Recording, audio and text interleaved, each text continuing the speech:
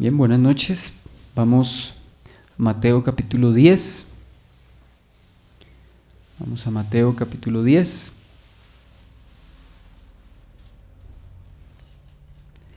Estamos viendo esta porción que se refiere a la misión que el Señor Jesús encomienda a sus discípulos, y vamos a tomar pues esta sección, ¿no? Instrucciones a los discípulos.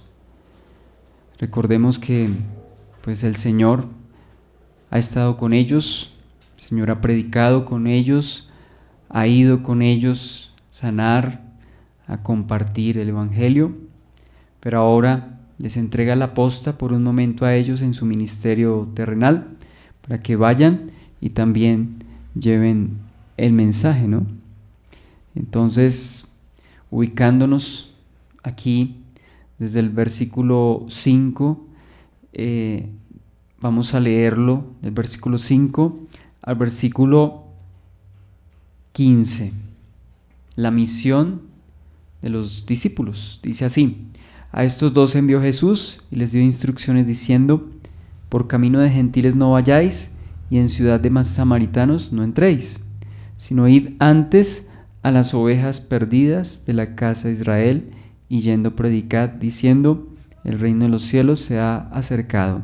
Sanad enfermos, limpiad leprosos, resucitad muertos, echad fuera demonios, de gracia recibisteis, dad de gracia.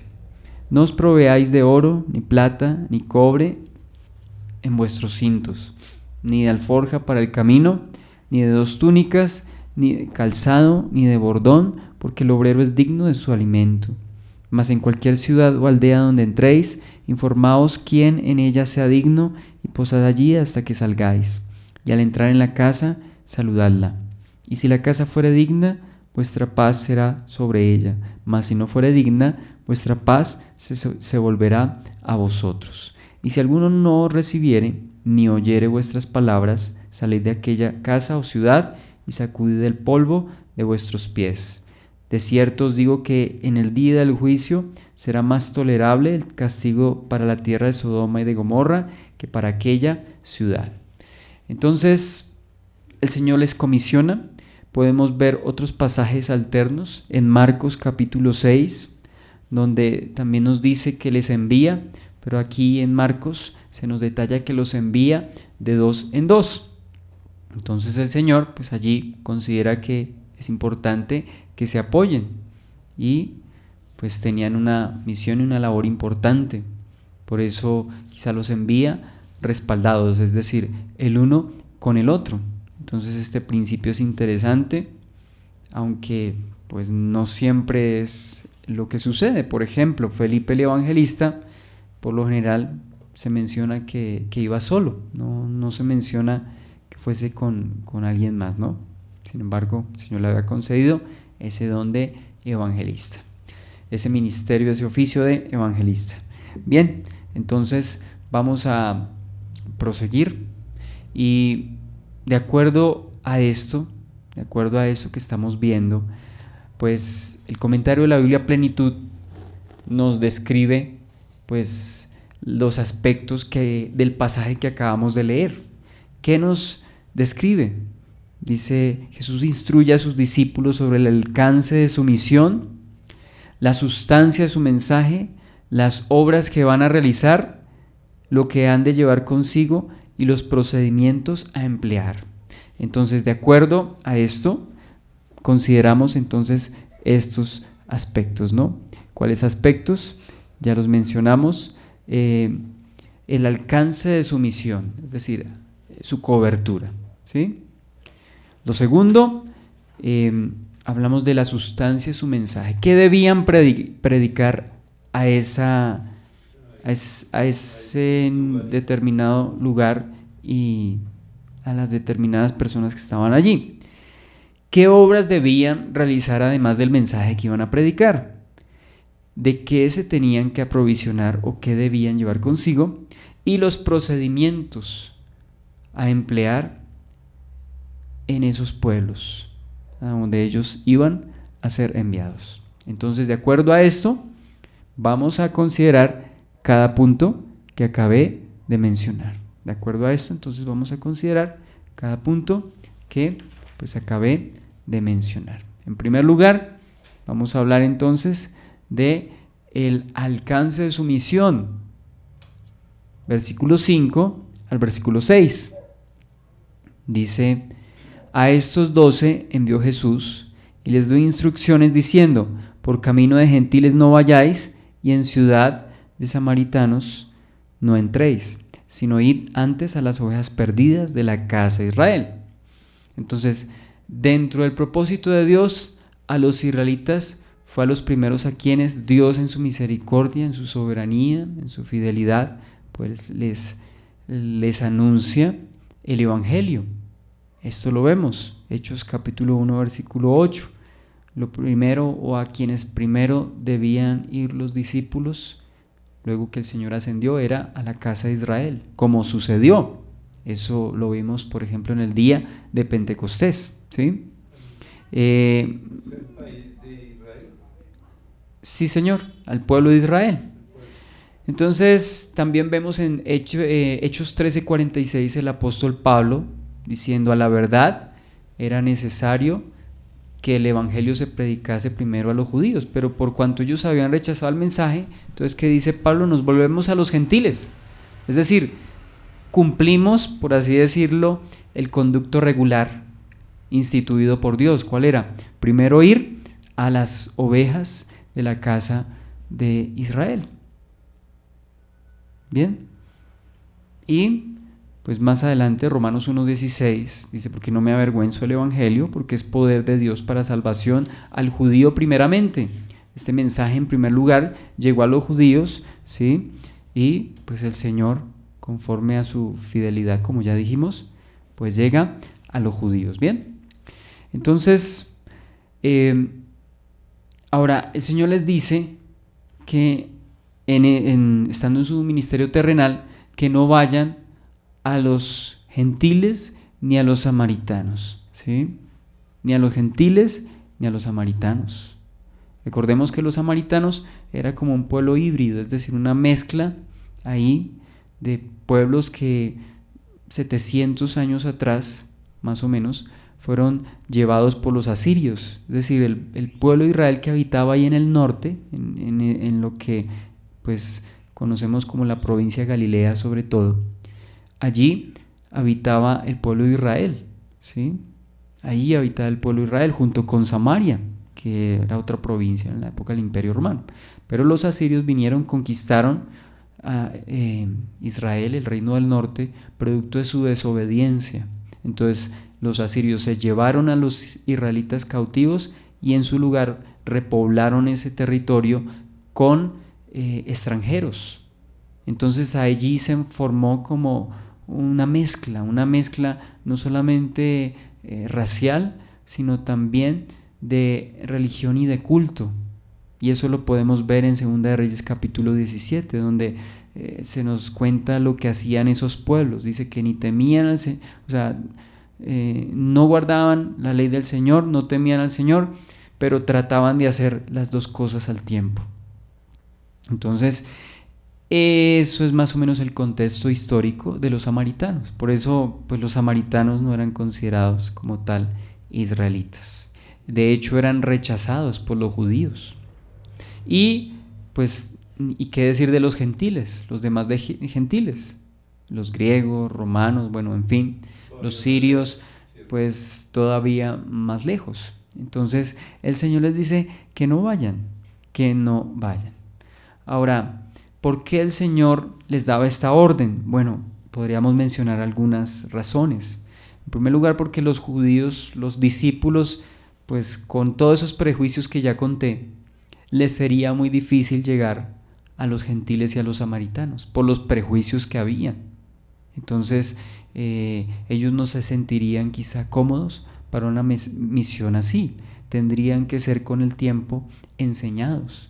De hecho, más adelante el apóstol Pedro, con todo y que era apóstol ya instituido, tenía una autoridad, tenía una revelación de Dios, le costó aceptar que a los gentiles también se les predicara el evangelio. Entonces se imagina donde en la época del ministerio terrenal del Señor los hubiese enviado, pues hubiese sido muy difícil para ellos. Ellos tenían que ir rompiendo todos esos conceptos que tenían, producto de su cultura, de su religión, de su tradición, quizá de su resentimiento con Roma. Entonces todo eso tenía que ser pues sacado, pero no así de tajo, sino mediante ese proceso de discipulado que el Señor estaba haciendo en ellos. Bien, otra razón es que el Señor como Mesías, y según lo que vemos en las Escrituras, pues en primer lugar iba a ir a Israel, debía dirigirse al pueblo de Israel, porque si Él se hubiese dirigido a los gentiles, quizá los judíos hubiesen cuestionado que fuese el Mesías. Entonces el Mesías en primer lugar, ¿a quién va? A Israel. La Biblia dice, a los suyos vino, pero los suyos no lo recibieron. Entonces el Señor en primer lugar predica en Israel, predica en Galilea y predica en Judea, porque básicamente en esas dos provincias o en esos dos lugares el Señor está predicando, ¿sí? Ahora, ¿significa que el Señor tuviese algo contra los gentiles o contra los samaritanos? Absolutamente no, porque en su propio ministerio terrenal Él también atendió en algún momento a el clamor de un gentil como lo era el centurión romano, y Él atendió a ese clamor siendo un hombre gentil, ¿sí? Y a la mujer cananea, Mateo capítulo 15 versículo 22, que daba voces tras de ellos, o sea, tras del Señor y los discípulos, pidiendo que la hija fuese liberada. Y el Señor pues en primera instancia le dice, ¿no? Yo soy enviado hacia las ovejas perdidas de Israel, como Mesías tenía ese ministerio. Sin embargo, el Señor conocía el corazón de esta mujer, y la mujer insistió de tal manera que el Señor atendió a la súplica de ella. También recordemos, como usted menciona, que el Señor se dirigió a la mujer samaritana, y recordemos lo llamativo de este hecho. En primer lugar, porque judíos y samaritanos no se entendían, ¿cierto? No se hablaban entre ellos. En segundo lugar, porque esta mujer era precisamente mujer, y habían también prejuicios hacia las mujeres, cuanto más siendo samaritana. Y en tercer lugar, la vida de esta mujer, porque no tenía una vida moralmente correcta, y el mismo Señor le hace ver a esta mujer su condición inmoral. Entonces, dése cuenta que el Señor no es que esté rechazando a los gentiles. Por otra parte, llegaría el momento en el cual el Señor iría a predicarle a los gentiles y a los samaritanos. De hecho, lo hizo en su ministerio terrenal. ¿Por qué lo hizo? Y le dijo a sus discípulos que no lo hicieran. Vuelvo y digo, por los prejuicios que ellos pudiesen tener. Pero el Señor primero se pone como ejemplo, es decir, Él mismo va y predica a los samaritanos. Tanto que los discípulos lo ven y se extrañan de que esté hablando con una mujer y tras del hecho samaritana. Pero el Señor les está mostrando lo que ellos más adelante iban a hacer. Entonces todo iba por pasos, por etapas, ¿cierto? En orden. Sí, Señor. Entonces vemos que el Señor no está haciendo acepción de gentiles ni de samaritanos. Llegaría el momento en que ellos irían, ¿cierto? Pero en primer lugar, Él los está enviando solamente a las ovejas perdidas de la casa de Israel. Entre otras cosas, los estaba entrenando, los estaba preparando para la obra que ellos tenían por delante. ¿Bien? Entonces, por otra parte, cuando vemos que vayan a las ovejas perdidas, ¿cuáles ovejas perdidas? A la casa de Israel, las ovejas perdidas de la casa de Israel. Él ya les había hablado respecto a las ovejas perdidas.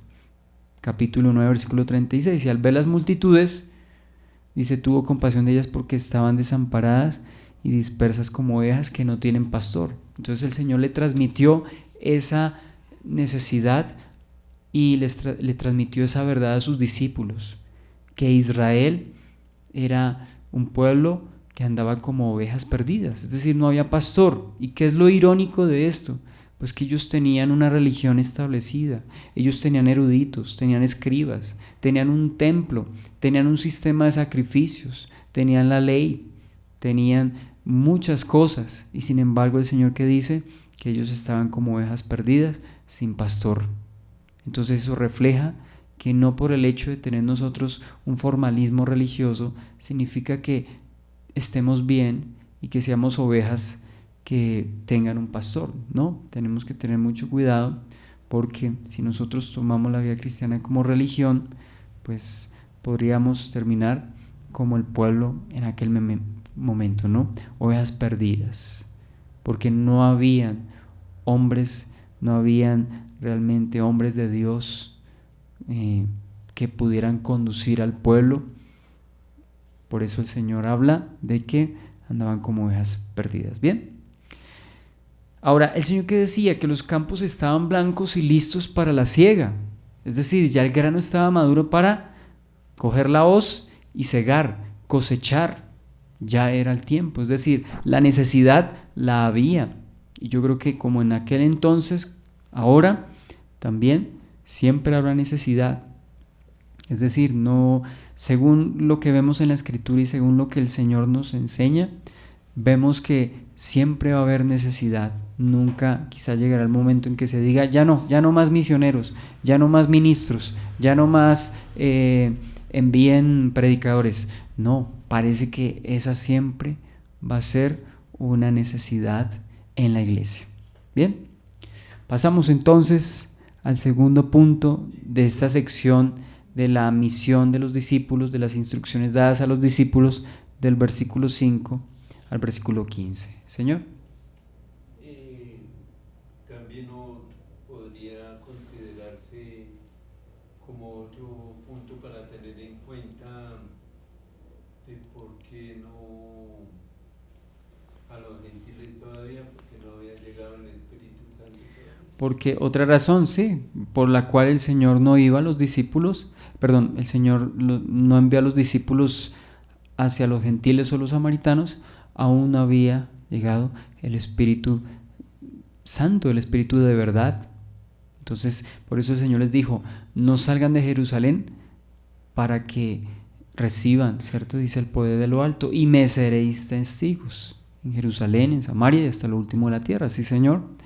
Me parece interesante lo que usted dice, que es necesario que el Espíritu esté en los creyentes para poder ir a testificar. Por otra parte, la parte del Evangelio que habla de la muerte y resurrección del Señor aún no había acontecido en aquel tiempo. Entonces, el Evangelio tenía que ser predicado en su totalidad. Entonces, eso también explicaría el por qué aún el mensaje no a los gentiles y samaritanos. El Señor les tenía reservado el mensaje completico, pero era cuestión de que llegase el momento adecuado. Bien, el punto B, entonces vemos el contenido de su mensaje. ¿Qué debían predicar? Versículo 7, y yendo, predicad diciendo, el reino de los cielos se ha acercado. Ese era el mensaje, un mensaje tan sencillo como claro. Y podemos ver en Marcos capítulo 6, versículo 12, que ellos predicaban que los hombres se arrepintiesen. Recordemos que los evangelios sinópticos, o los evangelios en general, son complementarios unos de otros. A veces repiten ciertas historias y ciertos detalles, pero en otras ocasiones, y cuando hablamos de repetir es que están confirmando que ese relato fue real. Y cuando no dicen lo mismo, están complementando, y el Señor usa incluso el punto de vista de ellos, ¿cierto? La perspectiva que les dio para darnos un detalle que de pronto el otro no dé. ¿Cuál es el detalle que nos dice Mateo? Que ellos debían predicar que el reino de los cielos se ha acercado. Pero Marcos nos dice que además de eso, estamos diciendo que no predicasen eso, sino que además de que ellos predicaban que el reino de los cielos se había acercado, también predicaban que los hombres debían arrepentirse. Entonces, esta predicación es similar a la de Juan el Bautista. Esa predicación tan sencilla pero también clara, como vemos en Mateo capítulo 3, versículo 1 al versículo 2. Dice, arrepentíos dice Juan el Bautista. Juan el Bautista dice, porque el reino de los cielos se ha acercado. Ahora, ¿es un mensaje diferente al del Señor Jesús? No. Marcos capítulo 1, versículo 14, versículo 15 dice que luego del bautismo del Señor, Él comenzó y luego de la tentación en el desierto, dice que Él empezó a predicar. Dice, el tiempo se ha cumplido, el reino de Dios se ha acercado, arrepentidos y creed en el Evangelio. Si ve los dos elementos que el Señor está predicando sencillos, por un lado, arrepentidos y creed en el Evangelio, y además dice, el reino de los cielos se ha acercado. Entonces vemos la esencia, la sustancia del mensaje de los discípulos. Todo lo que dijesen debía ser en torno a estos dos aspectos: que el reino de los cielos se había acercado y que se arrepintiesen los hombres. Ese era el mensaje sencillo, y yo creo que la esencia de este mensaje no puede ser perdida hoy en día. Esa debería ser la esencia y la sustancia, no solamente del mensaje, sino de nuestras propias vidas, ¿cierto? Tener la conciencia de que el reino de los cielos se ha acercado y de que hemos de vivir una vida de arrepentimiento. No somos perfectos, pero tampoco hemos sido llamados a una vida cristiana mediocre. Hemos sido llamados a esforzarnos, a ser diligentes y a vivir en esa, valga la redundancia, vida de arrepentimiento, en ese caminar constante de examinarnos, discernir y ir adelante, como dice el autor de Hebreos, hacia la perfección, ¿sí? Ahora, es interesante el énfasis, dice el reino de los cielos. Un comentarista dice lo siguiente, Jamieson Fausset Brown, estos tres comentaristas dicen lo siguiente, abro comillas: esa sublime figura, que no es usada en ninguno de los otros evangelios, aparece casi 30 veces en este evangelio peculiarmente judaico, ¿sí? Entonces la venida del Mesías era el mismo reino de los cielos acercándose a ellos y siendo ofrecido a ellos. Por eso tan importante, Mateo está enfatizando bastante, algo que no enfatizan los otros evangelios, pero que en Mateo se enfatiza bastante: el reino de los cielos, el reino de Dios. ¿Por qué habla de reino, el reino de los cielos constantemente? Porque recordemos que los judíos tuvieron un reino terrenal que tuvo esplendor bajo el gobierno de David y de Salomón.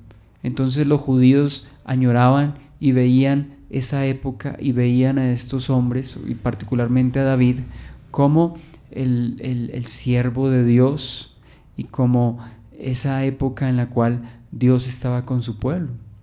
Entonces, en el Evangelio podemos ver que David es un tipo del cumplimiento real, es decir, el Señor Jesucristo, quien venía a hablarles del reino de Dios, pero no refiriéndose, como veremos ahorita, solamente a un territorio o a un imperio, o a un gobernante físico, o a un imperio militar, o a armas físicas, porque ese era el concepto distorsionado que tenían los judíos. Efectivamente eso va a suceder, pero para poder participar de ese reino físico era necesario que primero participasen de ese reino espiritual. Es decir, cuando hablamos del reino de los cielos, algunos hacen la diferencia entre el reino de Dios y el reino de los cielos, pero para ser más concretos e inclusivos con los dos términos, podríamos decir que ambos hacen referencia al gobierno de Dios en la vida de las personas, en la vida de su pueblo, es decir, el reino de Dios a nivel individual y el reino de Dios a nivel colectivo. El reino de Dios, el gobierno de Dios en mi corazón, pero asimismo el gobierno de Dios en la iglesia, en su pueblo, incluyendo al mismo Israel. Entonces, en eso consistió básicamente la primera venida del Señor, ofreciendo el reino de Dios a los hombres, es decir, sujétense al reino de Dios en sus corazones y en sus vidas, para que cuando el Señor regrese por segunda vez, entonces participen de ese reinado físico, de ese reinado establecido como tal aquí en la tierra y más adelante, pues en la eternidad. Bien. Entonces, ¿cuál era el concepto de reino para los judíos? Ya definimos qué es el reino de Dios, porque aparece tantas veces en el Evangelio de Mateo. Se dice casi 30 veces, es bastante el énfasis que se le hace a este concepto, a este término. Entonces, ahora, ¿cuál es el concepto que tenían los judíos con respecto al reino que Dios iba a establecer? Y pues de acuerdo a lo que veo en este comentario, la Biblia del Diario Vivir, abro comillas, dice: los judíos estaban esperando que el Mesías estableciera su reino. Esperaban un reino político y militar que los libertara del gobierno romano y que los hiciera volver a los días de gloria bajo el reinado de David y Salomón. Pero Jesús hablaba de un reino espiritual. Un día, sin embargo, como ya dijimos, su reinado será total, luego el maligno será destruido y todos viviremos en paz. Pero todo en su debido orden, ya dijimos. En primer lugar, el reino espiritual en mi vida, en mi corazón, para que más adelante entonces podamos participar de ese reino, del reino establecido aquí en la tierra. Bueno, de hecho, el Señor gobierna, pero en ese entonces lo hará de manera, digamos, corporal, ¿cierto? Presencial. Aquí los hombres lo van a ver, lo veremos. Bien, entonces ya sabemos a quiénes debían ir. Ahora el contenido de su mensaje, y ahora hablaremos de las obras que debían realizar, las obras que ellos debían realizar. Bien, entonces dice el versículo 8, la primera parte, es decir, el versículo 8a, dice básicamente: sanad enfermos, limpiad leprosos, resucitad muertos, echad fuera demonios, de gracia recibisteis, dad de gracia. Entonces, bueno, leí todo el versículo 8, pero particularmente las cosas que debían hacer, esas obras portentosas, esos milagros. Dice: sanad enfermos, limpiad leprosos, resucitad muertos, echad fuera demonios. ¿Esas cosas ya las habían presenciado del Señor? Sí, ya las habían presenciado. Sanad enfermos, el paralítico, limpiad leprosos. Fue lo primero que vimos que hizo el Señor luego de terminar el Sermón del Monte en Mateo. Resucitad muertos, lo vimos también en el capítulo 9, cuando va a la casa de Jairo y resucita a su hija. Cuando dice echad fuera demonios, también lo vimos cuando entraba en las sinagogas y pues liberaba a muchos que estaban oprimidos por espíritus inmundos. Entonces, dése cuenta que el Señor primero es nuestro modelo. Él no los envía sin previa preparación o sin darles las instrucciones. El Señor delante de ellos hizo estas cosas. ¿Para qué? Para que ellos asimismo fuesen, ¿cierto? Y predicasen el Evangelio. No solamente el mensaje verbal, sino también la demostración de que el mensaje que ellos estaban predicando era cierto. Las obras del mensaje. El respaldo y el sello del mensaje. El respaldo y el sello del mensaje. Básicamente eso. Entonces, ellos ya habían presenciado lo que el Señor había hecho. Ahora no solamente eran enviados a predicar el mismo mensaje del Señor, sino también a realizar sus mismos milagros.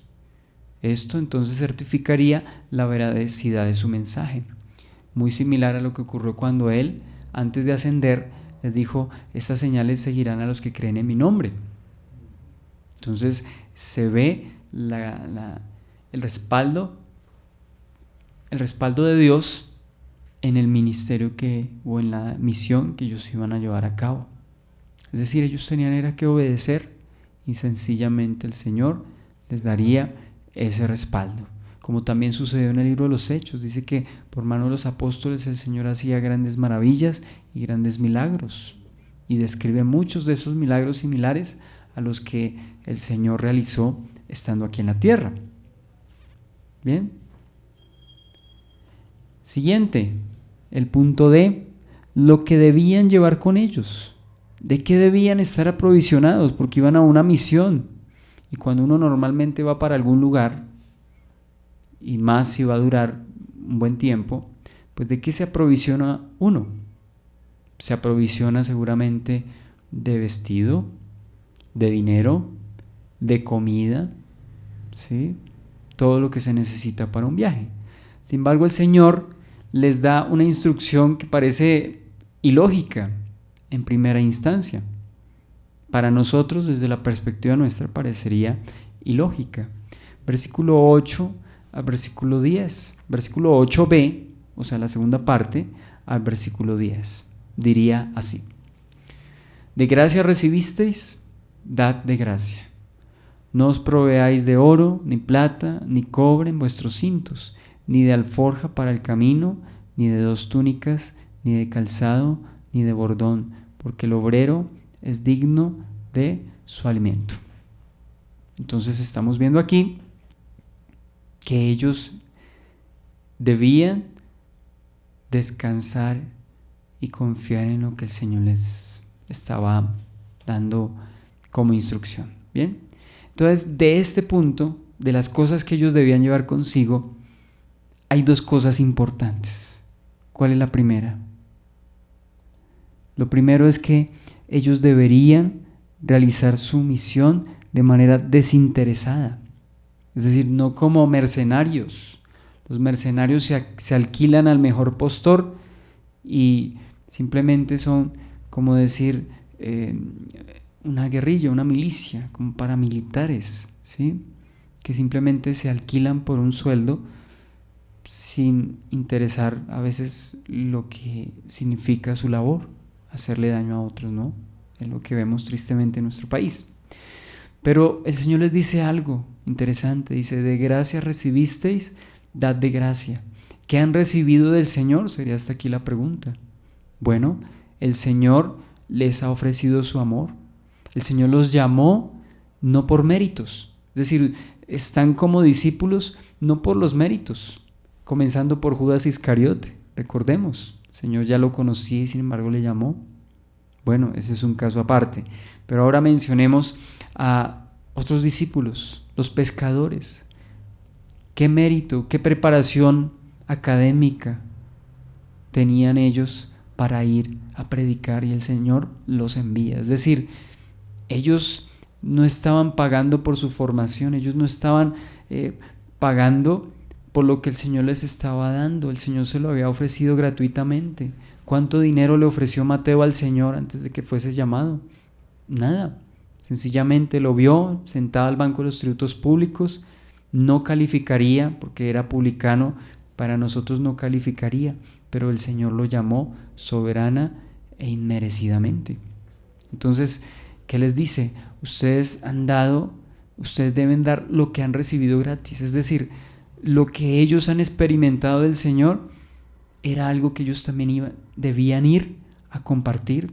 Y hasta este punto hemos notado algo interesante, que ellos no van a predicar, ni van a hacer, ni van a realizar lo que su misión, aparte de lo que aprendieron con el Señor.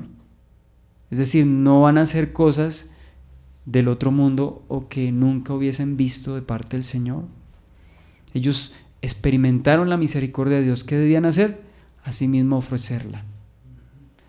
Ellos vieron los milagros que el Señor realizó. ¿Qué debían hacer? Con la autoridad del Señor, ir también a realizarlos. Ellos escucharon al Señor predicando. ¿Qué debían ir a hacer? Asimismo predicar.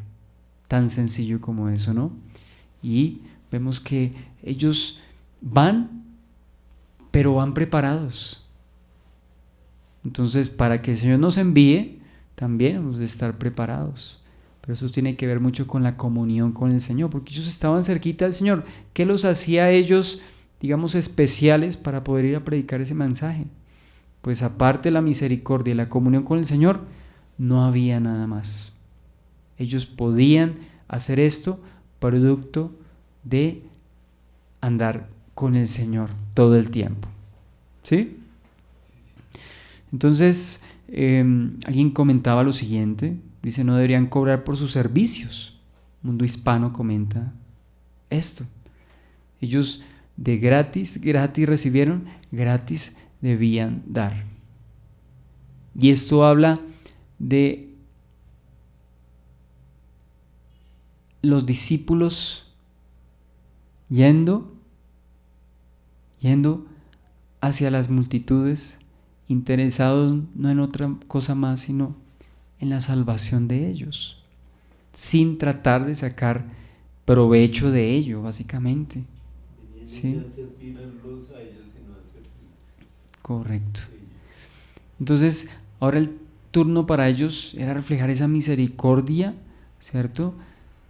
¿Y esto qué expresaría o qué evidenciaría el hecho de que vayan y lo prediquen? Bueno, esto evidenciaría también su gratitud, el ser conscientes de ello, es decir, de que les han dado por gracia, pues entonces esto haría más fácil y satisfactoria su labor de ir a compartir las buenas nuevas con aquellos que lo necesitaban.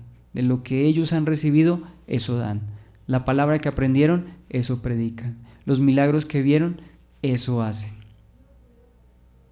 Y todo esto lo ofrecen de manera gratuita.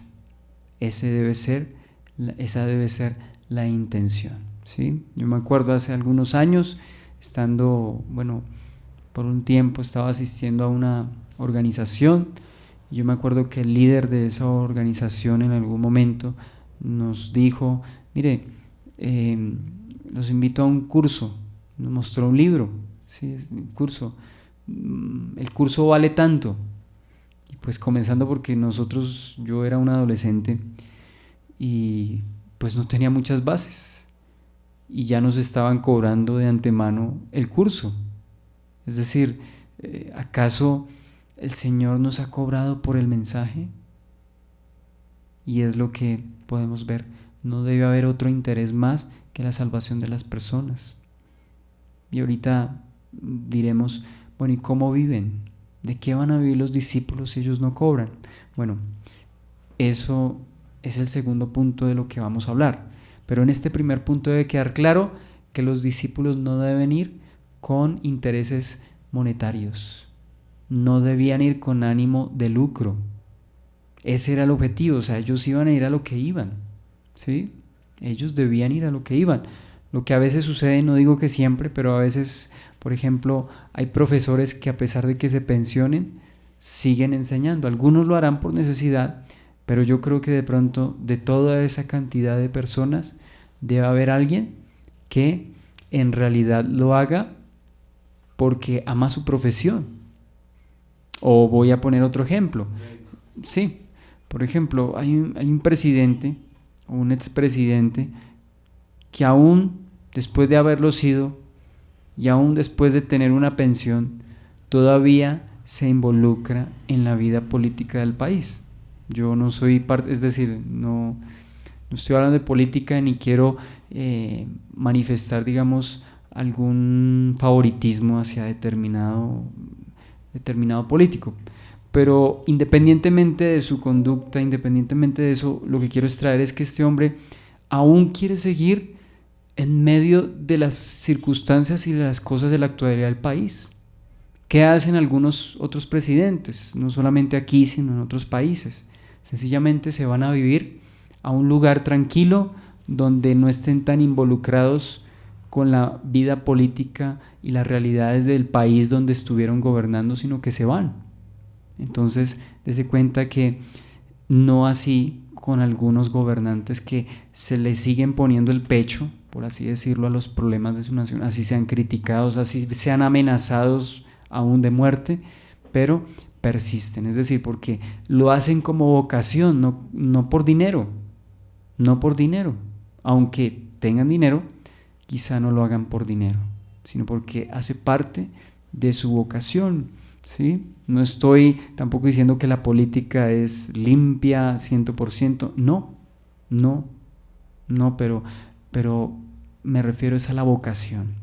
Ahora, si eso ocurre con un expresidente, si eso ocurre con un docente, pues cuánto más un discípulo debe ir desinteresadamente a cumplir su labor, no haciéndolo por interés. Es lo que el Señor primeramente les deja claro. Ustedes van a predicar, pero no lo van a hacer con el propósito de cobrar. O sea, quítense de su mente, de su concepto, esa idea de que van a lucrarse. No, ustedes no están aquí por eso. Bien, entonces eso como primera medida. En segunda medida, ellos debían confiar en el Señor para su sustento. Es decir, lo primero, no debían ir con algún interés monetario. Y eso nos llevaría a la pregunta que hicimos hace un momento. Entonces, ¿de qué iban a vivir? Bueno, ahí viene el segundo punto. Una vez queda claro que ellos no deben ser interesados con lo que van a predicar, entonces en segundo lugar, y allí mismo lo encontramos, del versículo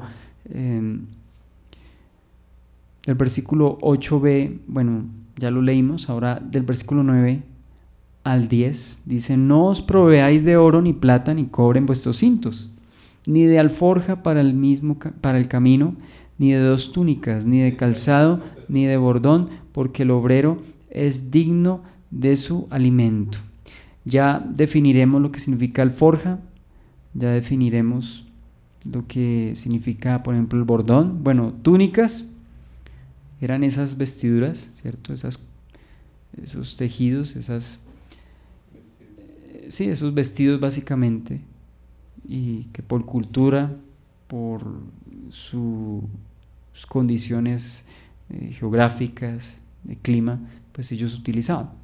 Pero hablaremos en particular, algo que no es tan familiar para nosotros, es la alforja y el bordón.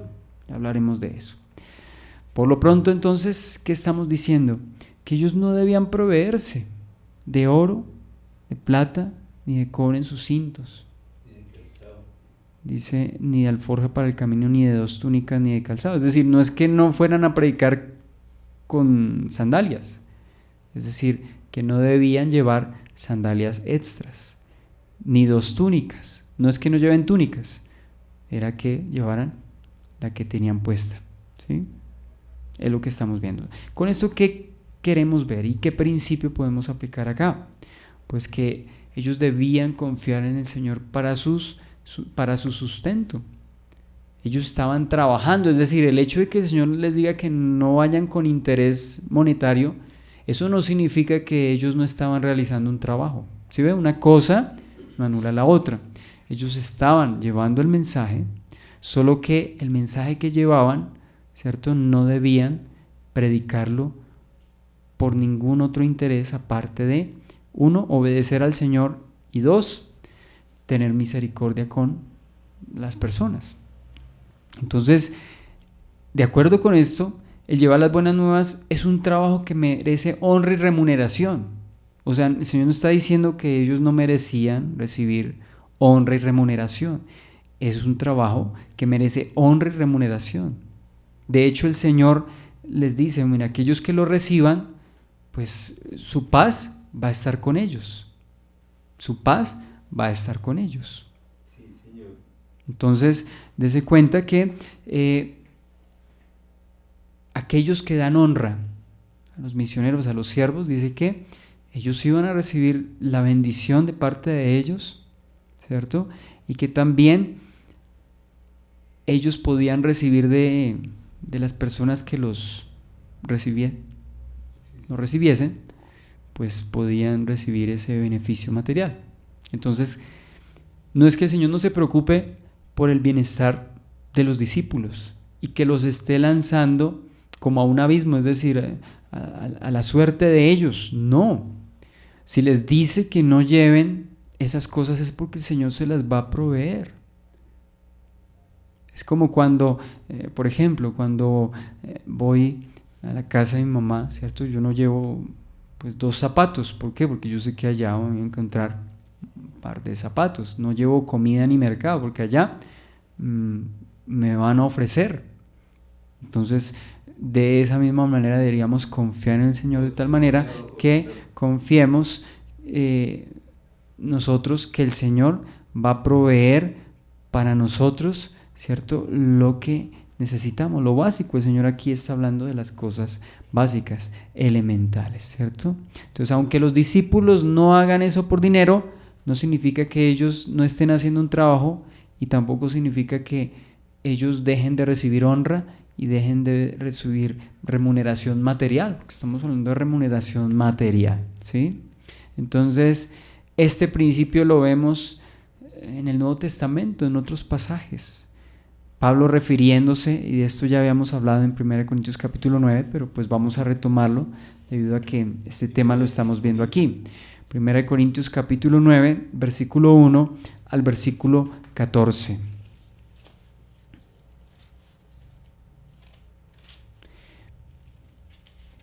Dice: no soy libre, no soy apóstol, hablando el apóstol Pablo con respecto a su ministerio y su oficio. ¿No he visto a Jesús nuestro Señor? ¿No son ustedes el fruto de mi trabajo en el Señor? Sí. 9 del 1 al 14. Aunque otros no me reconozcan como apóstol, para ustedes sí lo soy, porque ustedes mismos son el sello de mi apostolado en el Señor. Esta es mi defensa contra los que me critican. ¿Acaso no tenemos derecho a comer y a beber? ¿No tenemos derecho a viajar acompañados por una esposa creyente como hacen los demás apóstoles y Cefas y los hermanos del Señor? ¿O es que solo Bernabé y yo estamos obligados a ganarnos la vida con otros trabajos?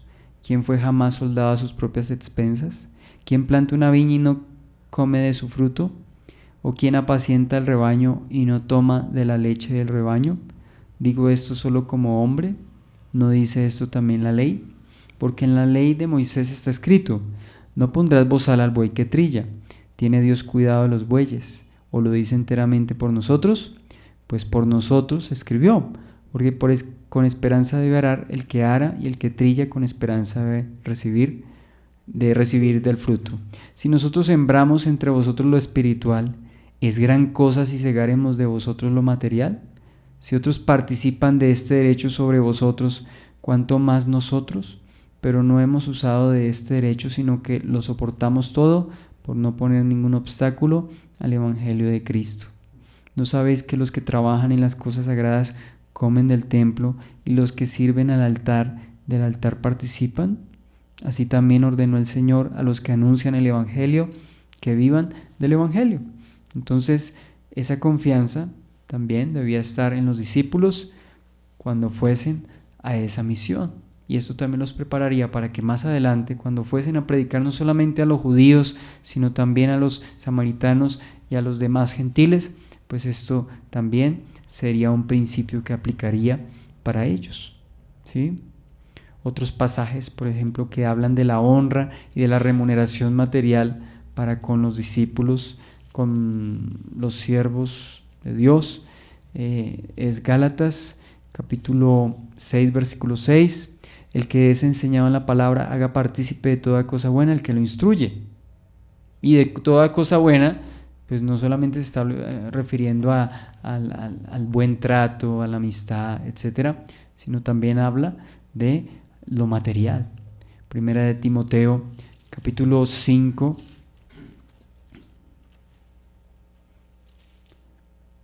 versículo 17 y 18.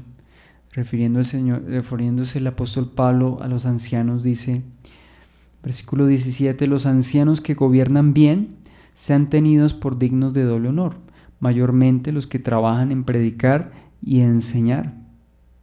Dice en la Nueva Versión Internacional: los ancianos que dirigen bien los asuntos de la iglesia son dignos de doble honor, especialmente los que dedican sus esfuerzos a la predicación y a la enseñanza. Entonces, el ministerio y aquellos que llevan el mensaje del Señor, pues deben tener honra. Y además de eso, versículo 18, dice, pues la Escritura dice: no pondrás bozal al buey que trilla, y digno es el obrero de su salario. Digno es el obrero de su salario. Entonces estamos viendo aquí estas dos cosas. Dignos de la honra, es decir, del respeto, del aprecio de aquellos a quienes es predicado el Evangelio, pero también hablamos de remuneración material. Dice el apóstol Pablo, es gran cosa si al sembrar en ustedes lo espiritual recogemos lo material. O sea, es gran cosa. ¿Acaso eso es como preguntar, es mucho pedir que una persona por su trabajo en una empresa reclame su sueldo? ¿Es mucho pedir? Es lo justo, es lo normal, es lo sensato. Bien, entonces esos pasajes se refieren también a reconocer materialmente a quienes discipulan y pastorean creyentes. Es decir, el principio lo vemos aplicado no solamente durante el ministerio terrenal del Señor, sino también más adelante aplicado a la iglesia.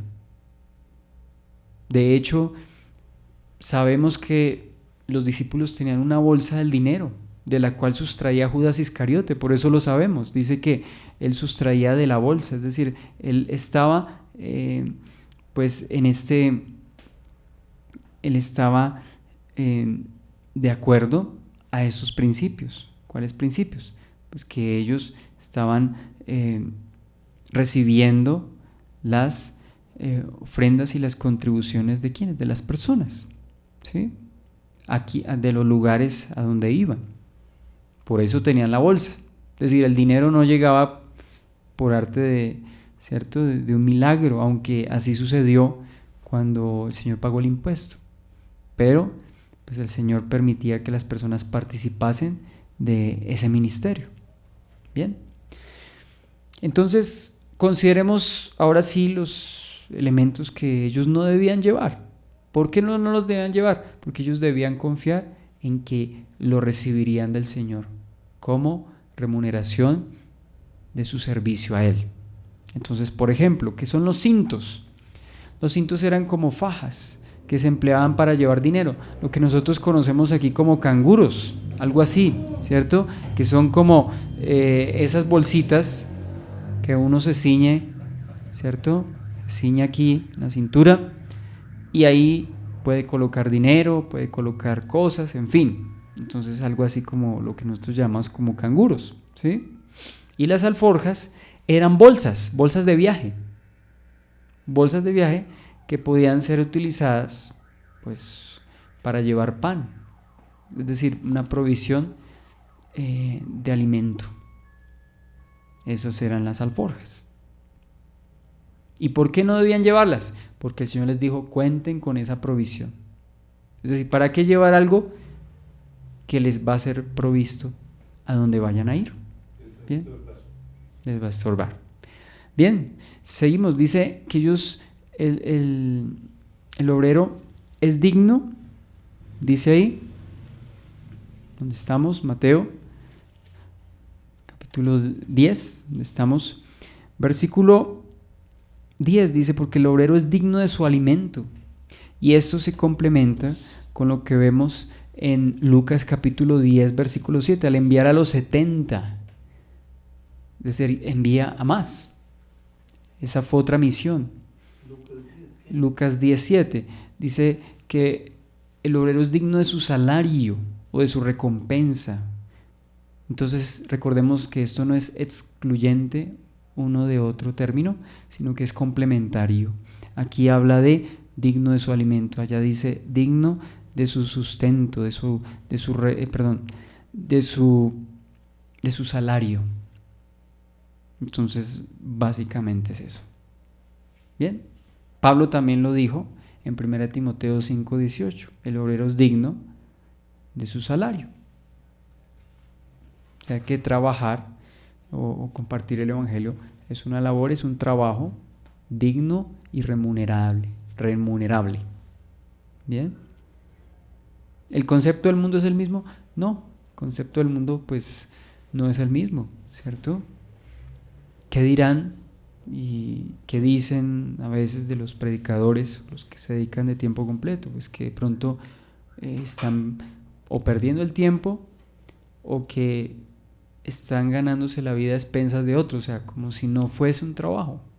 Y el Señor está honrando esta labor, este trabajo. Bien.